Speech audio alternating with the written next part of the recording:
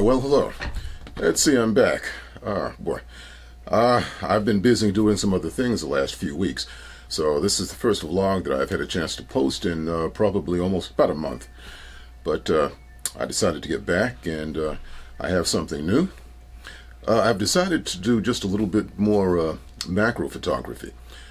I did some images actually last weekend, and I was pretty happy with them. I basically used a technique of, pretty common technique, of using basically oil, water, and a multicolored light source, and a 100mm macro lens. So I'd like to go ahead and take you through the materials that I'm actually using, and then we'll get to the images later on, and I'll show you what I was able to come up with using this particular technique. Okay, let's get to it. All right, the images that you're going to be seeing pretty shortly were pretty much developed using this particular technique. It's pretty simple, actually. As you can see here, I have a little casserole dish, and I have probably about 1/4 inch of water inside of it. Now, what I've already done is, if you look, you can see that there's oil. I've put droplets of oil all in the water. Okay, there's also, in order to actually keep the bubbles, the oil bubbles together, what you want to do is, I put just a little bit of dishwashing liquid in the water. You don't want to actually agitate it and stir it around, because obviously that will break up the bubbles considerably. But basically, you just put some dishwashing liquid in it, just sprinkle it through. And also, one technique I've been using is just regular maple syrup. And I do basically the same thing with that. I will take the syrup, and I'll actually run the syrup through the water, like so. Now, all three of these elements together, the oil, the dishwashing liquid, and the syrup, creates an interesting pattern in the water itself. What I also do is, I'll get a fork, and I'll gently move it around to kind of manipulate the shape and the position of the oil in the water. And also, it kind of moves around, it forms patterns on the with the syrup that's lying underneath. Okay, now you're saying, okay, this really doesn't look too impressive. Well, but actually, this is what actually makes the image. What I have is, I have a light bulb, which is capable of actually changing colors. And it comes with a remote here. And as you can see, it has various colors on the remote. What I do is I place a lamp underneath the table, and then turn on the light itself. And the illumination from underneath forms gives a very interesting look, and it makes it possible for you to see the patterns pretty clearly. Now, in post, what I will do is I alter the hue, I alter the saturation, and it yields some pretty interesting results. And but as you've seen, this is the basic process for doing it. To form the images that you're getting ready to see, I only used these three things: dishwashing liquid, this is actually a little olive oil that I have in the water, and just regular maple syrup, and of course a multicolor light source. That's basically about it. It's very simple, and this particular technique makes it possible to create some pretty interesting abstract images. And well, without further ado, let me show you the images. All right, as you can see, I've moved over to Lightroom, and if you look on the screen, this is actually the very first image that I shot, and using the same technique that I explained earlier. Okay, if you look at the image overall, you can basically see the entire area. my focusing was actually for this area right in the center, right here. And you can see there's some prominent oil droplets that are right in the center, as well as some bubbles. Because of the dishwashing liquid, there were some bubbles in the water as well. And that's what these are bulbous areas here. That's exactly what you're looking at. So they are actually dome-shaped shapes in the water. Okay, but upon reviewing the image, I came to the conclusion that it was a bit too congested. If you look in the area all around it, you've got a tremendous amount of oil droplets as well as bubbles.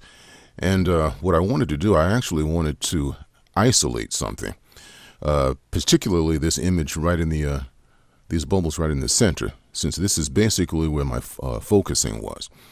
If you look in the surrounding areas, you can see these areas are softer, because obviously with macro photography, your depth of field is not as deep.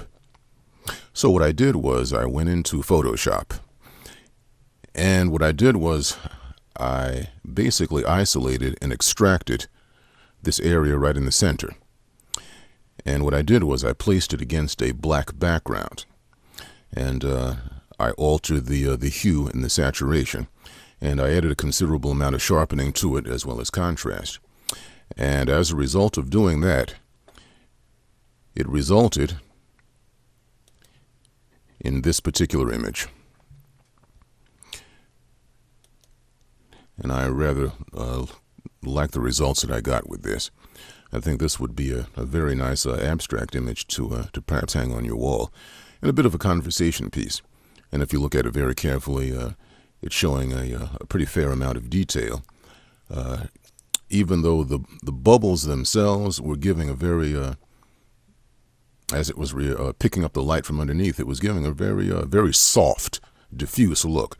But with some additional sharpening to it, you can actually see textures in the bubbles themselves, which I thought was rather unique. Well, actually, it is unique. Every image that you're going to make with a particular process like that is going to be different from the last, and you're going to get no two images that are identical. All right. I have a total of 3 images, and also what I decided to do here was do a black and white version of it. And here is its black and white counterpart. I think this basically could have an abstract fine art look to it if it were printed. And I think I definitely will be printing at least one of these 2 images, if not both of them, for a little bit of variety. Okay, the next image up is going to be this. What I did here was, it was the exact same technique. I noticed this particular pattern in the water itself. And just as with the previous image, I was trying to locate something to concentrate on, because there was a lot of confusion, basically, going on in the surrounding areas.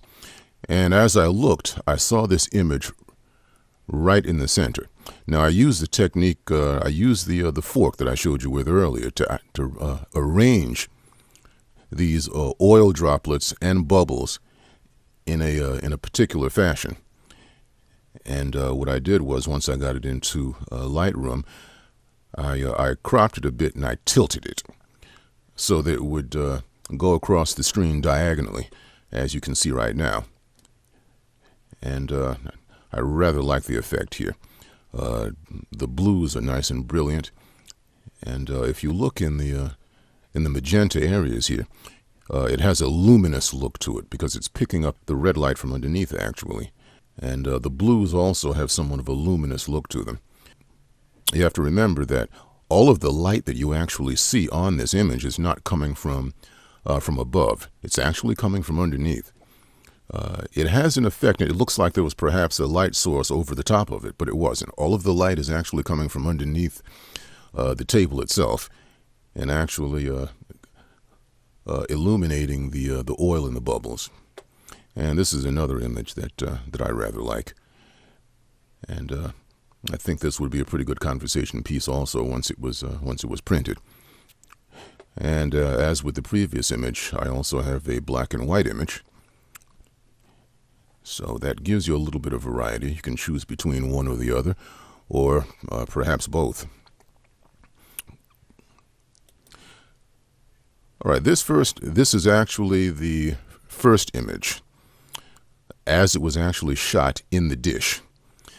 And if you look under on the perimeter of this image, you can see how the light source is giving it a very luminous look, which I rather liked. But upon reviewing this particular image, I felt that it could still be improved upon. So what I'd used the same technique, and what I did was I took this into Photoshop as well, and I isolated the main subject, which obviously is in the center here, and removed the perimeter and placed that against a black background as well. And as a result of that, this is phase 2 of this particular image. All right. Now I made a few adjustments to this. If you'll look in the upper portion of it, I isolated this one particular area and I changed the hue in order to have something to really draw the eye to once the image was opened. And I like this as well, but I actually chose the ones that I thought were the best 3, and this one made the cut. And I think this is very nice. As soon as the image is opened, your eye is drawn to this area, and then from that point on, you begin to look at other areas of the image. And if you look in, you can actually see the bubbles, and it has a nice texture to them, as well as a very nice luminous look. Okay. And as with the previous 2 images, I also created a black and white version of that, which is here. So for those people that may like black and white images, you have that choice as well. And I actually like both versions, the color and the black and white, on all of the images that I've just shown you. And as we zoom in, you can begin to see some very nice detail in these images. Okay, well, that's a rundown on 3 of the images that I shot and processed. So I hope you enjoyed this video. If you did, please don't hesitate to comment, like, and please subscribe. All right, until next time.